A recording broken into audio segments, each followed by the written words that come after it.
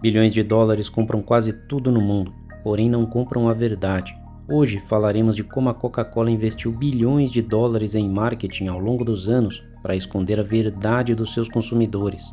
Açúcar em excesso e água com gás, além de uma suposta fórmula secreta, formam um dos produtos mais comercializados do mundo. Porém, mais secreto ainda são os negócios obscuros da Coca-Cola.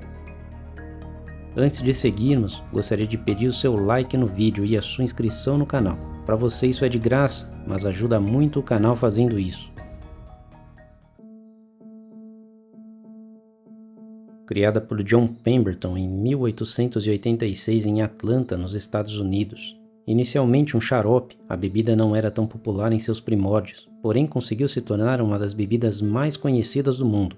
Mas, antes da marca, vamos falar sobre o seu criador.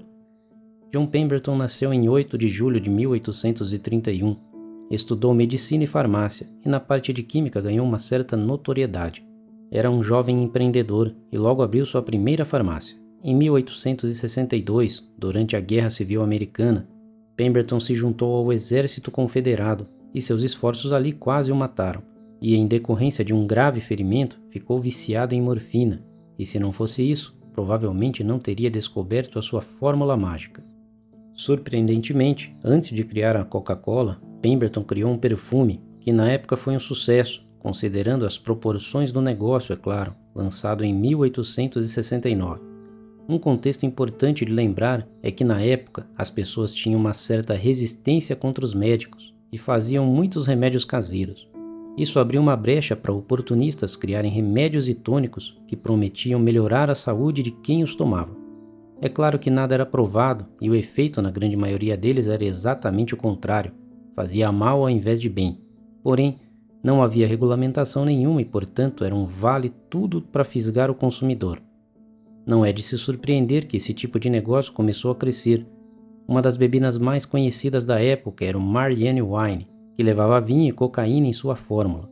Supostamente trazia uma série de benefícios para os indivíduos que a bebessem, desde que, é claro, tomassem 3 copos por dia. Uma bebida viciante, receitada 3 vezes por dia, não é de se admirar que era tão popular. Adivinha quem era apreciador dessa bebida em particular? Claro, John Pemberton. Como era viciado em morfina, ele passou a acreditar nos efeitos benéficos desse tal tônico. Ele acreditava que a Marianne Wine estava melhorando seu vício em morfina. Nesse caso, vinho e cocaína parecem fortes e viciantes o suficiente para enganar o organismo. Como era um bom químico, logo ele iria desenvolver a sua própria versão do produto. Era basicamente uma imitação do Marianne Wine, com alguns ingredientes adicionados. Aqui vai algo em defesa de Pemberton. Ao que tudo indica, ele não era um falsário se aproveitando das pessoas.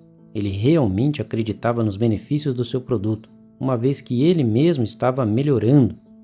Porém, algo iria mudar o recém-negócio de Pemberton. Houve uma proibição da comercialização de bebidas alcoólicas. Logo, sua bebida precisaria de uma alteração. Ao remover o vinho, que estava proibido, ele adicionou água com gás. Porém, a bebida ficou muito amarga e para encontrar o equilíbrio perfeito, ele adicionou açúcar. Muito açúcar, vale dizer, neutralizando assim o sabor amargo. Como o produto havia alterado a sua composição, era necessário trocar o nome. Afinal, o nome antigo continha um produto proibido na época. Coube a um amigo de Pemberton sugerir o famoso nome, Coca-Cola. A empresa, posteriormente, em defesa da marca, disse que o nome não significava nada em especial. Difícil acreditar, é claro. O nome vem dos principais ingredientes da bebida na época. O Cola Nut, que continha cafeína, e o Cola Leaf, folha de coca, que continha cocaína. Evidentemente, a Coca nega veementemente que alguma vez houve entre seus ingredientes cocaína, mas contra fatos não há argumentos, e ironicamente, para a Coca-Cola é algo bem documentado, portanto difícil negar. Posteriormente, eles removeriam o ingrediente que dava um toque especial à bebida, mas isso foi bem mais para frente. A Coca-Cola era vendida como um tônico bom para o cérebro e que aliviava dores de cabeça e estômago. Porém, as vendas foram tímidas, afinal de contas a Coca-Cola era só mais uma em um mercado inundado de outras bebidas que prometiam exatamente o mesmo. Gradativamente as dores de Pemberton foram aumentando e consequentemente o seu vício, até que em 1888 ele veio a óbito, sem ter a mínima noção que a sua invenção viria a ser uma das bebidas mais consumidas dos tempos modernos e uma das marcas mais conhecidas do planeta. Antes de morrer, Pemberton vendeu seu negócio de bebidas por um valor de $2.300 para a Asa Candler. Porém, existiam ações em posse de outras pessoas. Logo, para ter controle total da marca, Candler passou a comprar todas as ações espalhadas e reuni-las sob a sua tutela. Indícios mostram que Candler pode ter falsificado algumas assinaturas para ter o controle total da marca Coca-Cola. Parece meio que irrelevante no momento, uma vez que a marca não era tão popular, mas ele tinha planos de desenvolver o produto, portanto, dividir o lucro não era algo que ele almejava. Ele até mesmo queimou os primeiros registros da marca a fim de cobrir os seus rastros, ao menos é o que parece. Uma das primeiras ações de Candler não foi melhorar a fórmula para tornar a bebida mais saudável ou mais saborosa. Candler apostou no marketing para virar o jogo em seu favor. Passou a pintar a logo da Coca-Cola em todos os lugares possíveis da cidade, a fim de gravar a marca na cabeça das pessoas. Posteriormente, ele entrou em contato com as farmácias da região, pegou a lista de clientes de cada uma delas e lhes deu uma amostra grátis. Lembre-se de que é uma bebida viciante, até os dias de hoje podemos dizer. Com isso, o primeiro drink era por conta da Coca-Cola, já os demais ficavam por conta da clientela. Temos que admitir que foi uma estratégia muito bem aplicada ao produto. Logo, Candler percebeu algo. O seu produto era associado a pessoas doentes, porque era vendido em farmácias. Portanto, para a marca realmente pegar e se espalhar, ele precisava de algo mais convidativo para o restante das pessoas que não estavam doentes. E para isso, ele mudou o público-alvo da bebida e desassociou o produto do mercado de remédios. Uma pergunta fica no ar. E os possíveis benefícios do tônico eram verdadeiros? Funcionava realmente? Era um remédio ou uma bebida refrescante? Quem se importa? Pelo visto, importante mesmo são os lucros.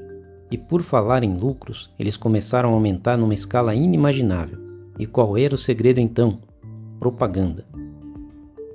Com os lucros aumentando, Candler passou a investir mais e mais dinheiro na sua fórmula secreta, o marketing. Para isso, as propagandas ficaram cada vez mais elaboradas. Famosos e atletas passaram a realizar os comerciais da marca, dando a ela cada vez mais status ao ponto que chegamos hoje. Ainda é cedo para falar dos dias de hoje, e voltando às estratégias de marketing do passado, podemos citar outra sacada genial que tiveram: associar o produto à imagem do Papai Noel. Ele sempre segurava uma garrafa da bebida na mão, para fazer uma conexão na mente das crianças entre a Coca-Cola e a alegria do Natal. Essas técnicas podem não parecer grande coisa hoje em dia, são meio óbvias até. Porém, na época, a Coca-Cola foi pioneira em muitas campanhas de sucesso e se tornou referência. Quer um exemplo disso? A Coca-Cola foi uma das primeiras a colocar mulheres sensuais consumindo seu produto. É até meio clichê. Hoje em dia, quase todo comercial é assim, é até um padrão, mas eles foram os pioneiros. As táticas da empresa foram se aperfeiçoando e abriram até um departamento para analisar o tráfego dos carrinhos de supermercado e saber quais seriam os melhores locais para colocarem as suas propagandas. Hoje sabemos que existe muita gente que estuda os metros quadrados de uma loja de varejo. Com a adição de novos meios de comunicação como rádios e TVs, a Coca-Cola sempre esteve pronta para lançar suas campanhas nesses novos formatos. Logo, a propaganda era a alma do negócio e a bebida ficava em segundo plano. Afinal, não há muito o que falar da mistura secreta que faz mal à saúde. Todos sabemos que a Segunda Guerra Mundial foi um período de trevas para a humanidade.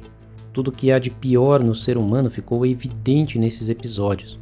Pessoas morrendo, países devastados e empresas falindo. Porém, para a Coca-Cola foi uma época de crescimento. Mas como? Durante a guerra, houve racionamento de açúcar, um dos principais insumos da bebida. E com isso, o que a Coca-Cola fez? Alegou que a bebida era um produto essencial em tempos de guerra e, portanto, deveria ficar de fora de tal racionamento. Foi exatamente isso que eles alegaram. Teve até um slogan para isso. A desculpa esfarrapada funcionou. O governo americano concordou com esse argumento para lá de persuasivo concedeu a tal isenção para a empresa. Nomeou até um executivo da Coca-Cola para a comissão do racionamento. Uma baita conveniência. Não precisa ser um grande gênio para saber que houve troca de favores nesses episódios. A Coca-Cola havia feito lobby com políticos, dando quantidades de dinheiro em troca de favores exatamente como esses quando necessário. A Coca-Cola fez campanha para os soldados. Onde quer que um soldado estivesse, qual fosse o custo, ele teria uma Coca-Cola a 5 centavos de dólar. Isso criou uma imagem de patriotismo da Coca-Cola com o povo americano e ajudou a fixar ainda mais na mente das pessoas a Coca-Cola como uma empresa de bons valores. Só tinha um problema. Havia propaganda da Coca-Cola do lado alemão também. E, do lado de lá, a estratégia era o extremo oposto. A ideia era desassociar o produto a algo que lembrasse o inimigo, nesse caso os americanos. Alguém já ouviu falar em ética? Certamente a Coca-Cola não. E tudo isso por causa dos lucros, é claro. Na Alemanha, havia uma série de restrições de produtos estrangeiros no país. Com isso, Max Kiff, funcionário da empresa, com a ajuda de químicos alemães, ao invés de utilizar o xarope de coca, utilizou sobras de cascas de frutas e fibras de maçã para criar um produto que seria mais tarde chamado de Fanta. Um grande sucesso da época entre a juventude nazista alemã. Após o fim da guerra, todos os lucros foram para a Coca-Cola, é claro, e Max Kiff recebeu uma bela promoção por isso. Nessa mesma época, cerca de 64 fábricas em todo o mundo foram abertas com a ajuda do governo americano, ou seja, com o dinheiro dos contribuintes. Houve uma disseminação da marca nesse período.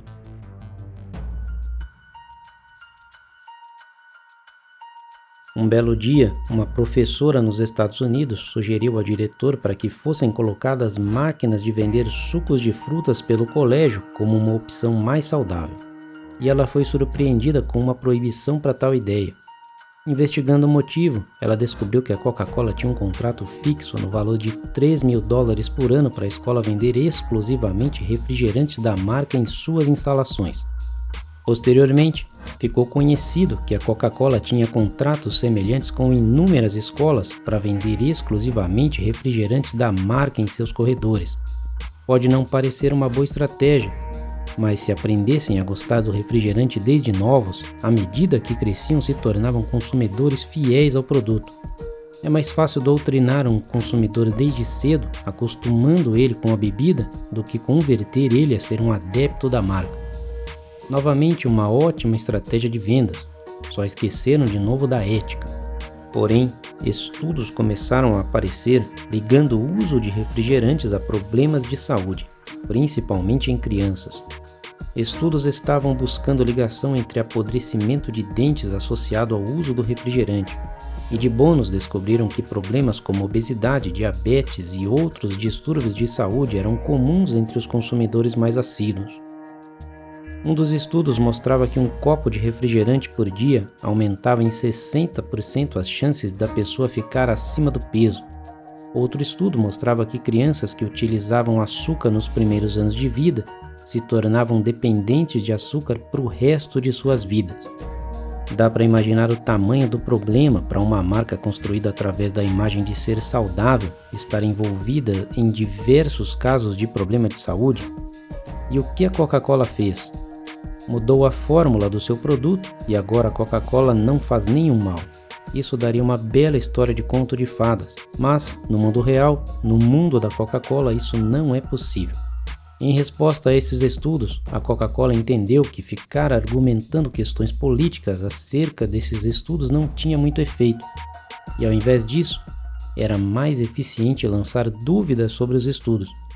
Posteriormente, começaram a aparecer estudos que mostravam que o consumo de refrigerantes não tinha relação com problemas de saúde. Estudos esses financiados pela própria empresa. Inclusive, até os dias de hoje adotam essas mesmas práticas. No site da empresa, há uma parte dedicada a livrar a marca dessa má fama adquirida ao longo do tempo.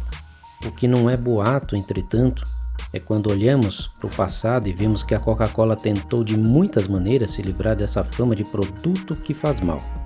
Fez inúmeras propagandas, inclusive com atletas, ligando a marca a grandes eventos esportivos, para dar a ilusão de que a bebida estava associada a alta performance. É claro que isso não é exclusividade da Coca-Cola. Diversas grandes empresas também têm sérios problemas éticos em suas ações. Falamos isso não para defender marca alguma, mas para mostrar o quão selvagem é o território dos negócios. Em busca de obter lucros, fazem tudo para fisgar o consumidor e conquistar seus objetivos. E isso não é o pior de tudo. Em 1999, cerca de 26 crianças começaram a passar mal depois de beber Coca-Cola na Bélgica. Entre os sintomas, cansaço, palpitação, dores no estômago. No dia seguinte foi anunciado que a Coca-Cola fez o recall dos produtos. E após 48 horas, outras crianças também estavam com o mesmo sintoma. Na França também houve um reporte dessa natureza. Mais de 100 pessoas se sentiram mal depois de beber Coca-Cola. E a resposta da Coca-Cola foi extremamente lenta, foram inclusive acusados de não levar a sério os problemas. Na Índia foram acusados de contaminar reservatórios de águas subterrâneas. Nesse caso, a Coca-Cola até admitiu o problema, mas também alegou que o havia solucionado. No entanto, posteriormente foram realizados testes independentes e foi detectada lama tóxica. Matou os animais que beberam dessa água, deixou a terra estéril para o plantio, destruindo assim o meio de sobrevivência de alguns agricultores locais. O Ministério de Ciência e Meio Ambiente de Nova Delhi também informou que encontrou pesticidas na bebida. Esses agrotóxicos causam câncer, má formação congênita e comprometimento do sistema imunológico. Outros inúmeros casos aconteceram ao redor do mundo, inclusive no Brasil. No início do vídeo, falamos de como foram bem-sucedidas as campanhas de propaganda realizadas pela Coca-Cola ao longo da sua história, mas, em especial, houve uma catastrófica, conhecida como um dos maiores desastres e maiores rejeições a uma empresa. Vamos contextualizar para melhor entendimento. A Coca-Cola estava perdendo terreno para a Pepsi. Embora fosse acusada de copiar o produto, a Pepsi estava se tornando cada vez mais popular. E para piorar, em testes cegos, as pessoas preferiam o sabor da Pepsi ao invés da Coca-Cola. A Pepsi logo começou a utilizar esses dados em seus comerciais e melhorou ainda mais o seu desempenho nas vendas. Com a ascensão da Pepsi, com o sabor se saindo melhor nos testes, logo a Coca-Cola teve uma brilhante ideia. Ao menos era o que eles pensavam na época. Como estavam perdendo no quesito sabor, veio a ideia de fazer uma nova fórmula para o produto. Depois de inúmeros testes e com essa nova fórmula se saindo melhor nos testes às cegas, finalmente tinha um produto final para lançar. Em 23 de abril de 1985, a New Coke foi lançada, e o resultado disso foi catastrófico. As pessoas simplesmente odiaram a ideia. As ligações telefônicas recebidas pela empresa subiram de 400 para 1.500 por dia, na sua grande maioria reclamações sobre a mudança do produto. Teve pessoas que guardaram estoques do produto original em suas garagens, inclusive. Houve até mesmo uma carreata para a volta do produto antigo. Músicas foram escritas, protestos foram realizados, um verdadeiro caos para a marca. Porém, isso também serviu para mostrar o quão enraizado estava o produto na vida das pessoas. De certo ponto de vista, não era mais possível viver sem aquele produto, ao menos para alguns. Há um relato bem sincerão da Coca-Cola no seu site contando toda a história. Em junho de 1985, foi anunciado que o produto original voltaria, com o nome de Classic Coke, ou Coca-Cola Clássica. Pessoas com 900 garrafas que consumiam o produto em ritmo de racionamento já podiam comemorar a volta do produto original. Essa atitude levantou a moral da marca novamente e fez com que as vendas voltassem a crescer. Há especialistas que dizem que toda a mudança foi uma jogada orquestrada, mas é certo que essa atitude foi uma das piores em toda a história do marketing. Certamente você não monta um império sobre um produto que faz mal à saúde, contando a verdade para as pessoas. Mentir se torna um requisito obrigatório para esse tipo de negócio, infelizmente. E você, conhecia essas perturbadoras histórias sobre a Coca-Cola?